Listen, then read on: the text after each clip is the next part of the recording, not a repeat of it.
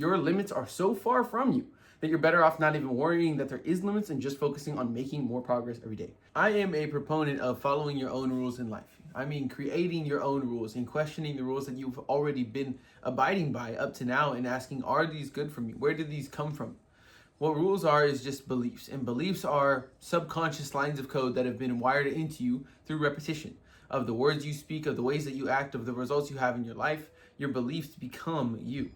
But there are subconscious programming that can be changed. When you're born, you're roughly, by science's measures, 50% hardwired, meaning 50% your parents, like a mix of all genetics and things that make you human. And this side is huge, right? There's so many things about you that make you human. All the things that evolution has acquired and evolved into is you, and that's on this side. That is the 50% that is hardwired and unchangeable. On the other side, you have another 50% which is malleable entirely.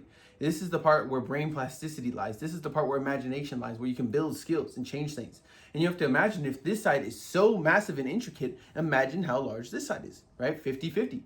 So with that being said, 50% of you is malleable and 50% of you is going to be partly those beliefs. And those beliefs are going to dictate a lot of what you do in your life and, of course, how your life turns out because of that. If you change your beliefs, you change your trajectory in life because you change behaviors. Beliefs dictate behaviors. So there are subsets of beliefs like identity or self-image, like values.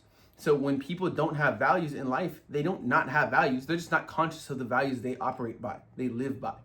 Usually people adopt values from other people instead of themselves because as you're growing up, you're 1 to 13 years old, you're kind of unconscious that life is going on. Things are just happening to you and people are modeling behaviors around you. You're thinking about things that aren't really that intelligent because you have no life experience. You're not that smart, right? As an 8-year-old, you're not that smart.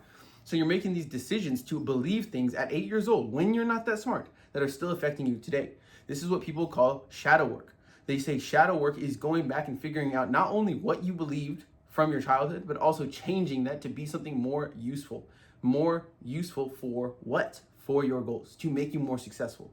Negative shadow work in doing that, because there is positive shadow work too, which I'll talk about a different time. But doing your negative shadow work isn't you removing bad parts of yourself. It's you updating things because as a child, you made decisions and learned things from people around you that weren't so useful to your goals today. That's fine. That's how you have to evolve. You have to see doing the negative shadow work as a positive thing. It doesn't mean you're a bad or broken person. It means you're going to become better, and that's your entire life. You're going to evolve and become better, grow, they call it, for life, and that's what you want. Growth is not only fulfilling, but it's useful, and it's what humans are able to do that no other animal is able to do. That's what I was talking about earlier.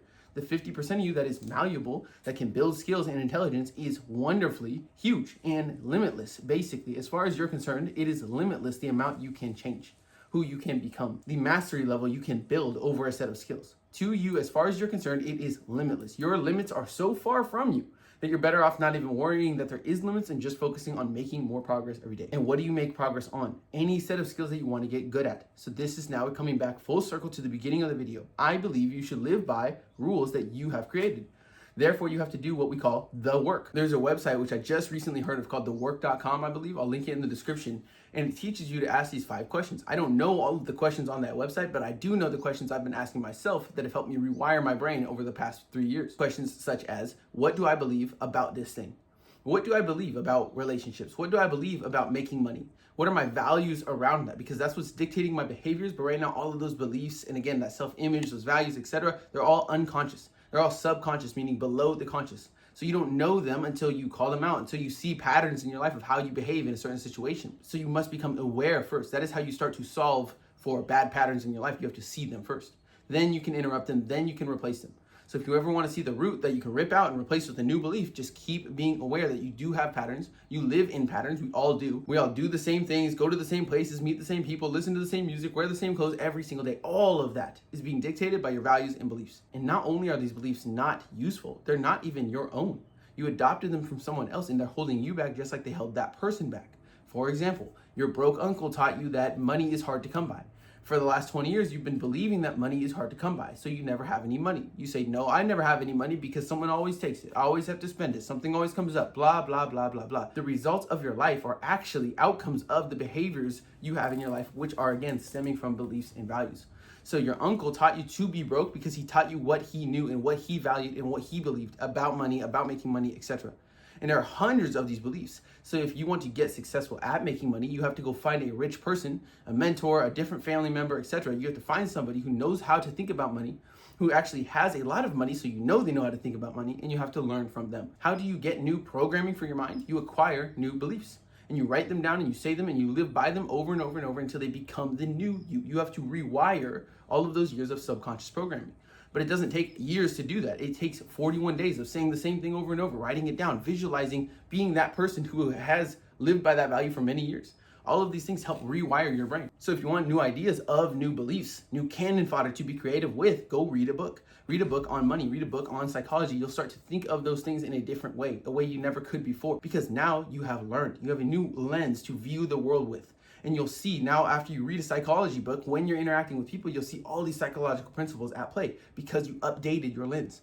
So you need new beliefs and new knowledge so that you're able to do new things, make new decisions, become a new person. That's why we're always perpetually, meaning forever, learning, consistently apply yourself to doing work. And in that, you will be using your learnings automatically. You don't need to go read a book and then try to use everything you learned from the book. No, you just need to continue doing the work you are already doing. Read a book or 10 books or 100 books and it will change the way that you speak, the way that you think, the way that you interact with people. The results you get will change because you are learning. So most of learning is actually going to be natural for you. You're not going to need to deliberately practice unless you want to get extremely masterful at a set of skills. That's more specific, but for now, just read and continue doing the work you are already doing. Get into self-improvement habits because they change the way that you operate, the way that you believe things about the world, about yourself, about other people. Like, go work out, go get outside and have new fun experiences at least once a week. Go read books, go meditate, and do some work on a goal so you have some type of focus in your life, some type of purpose in your life. Serve other people. Do things that acquire new beliefs and new knowledge and new awareness because your life gets better as you literally get better. Keep updating the player, and the world changes and levels up with the player. Okay, you can't go to level 100 in life before you're a level 100 player. Okay, it's just not how it works. And even if you do achieve level 100 as a level 1 player, you'll quickly lose it. If you want evidence of that, look at most of the people who win massive lotteries when they were broke.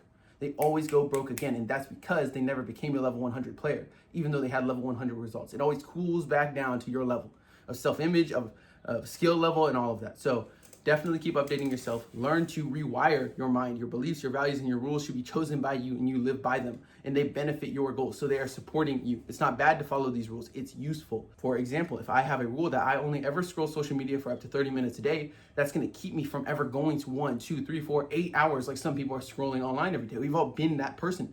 8 hours staring at a screen every day. TV, games, porn, social media, any of that stuff is just wasting your time off your main goals. So set a rule for it so you don't fall into this mistake, this trap that is social media or TV or porn or whatever it is. Set a rule for it. That rule is set by you. If you respect yourself, you'll follow that rule. As you respect yourself and follow those rules, you'll become a competent person who trusts yourself, and that translates into new self-confidence. Okay, so follow your own rules and follow them because they support your goals. Right now, the only reason you're able to scroll social media for 8 hours a day is because one of your values is allowing you to do that. Any behavior you have right now that you don't like is just a pattern that is being dictated by your value system and your environment. So change those things first. Those are the roots, and your behaviors will change, your life will change in suit. But reality is a lagging measure of the things you do. Okay, you are living the life today that you started building 6 to 9 months ago. All right. With that being said, this is day number 6 of documenting every single day of the rest of my life. I'll see you guys tomorrow. Peace out.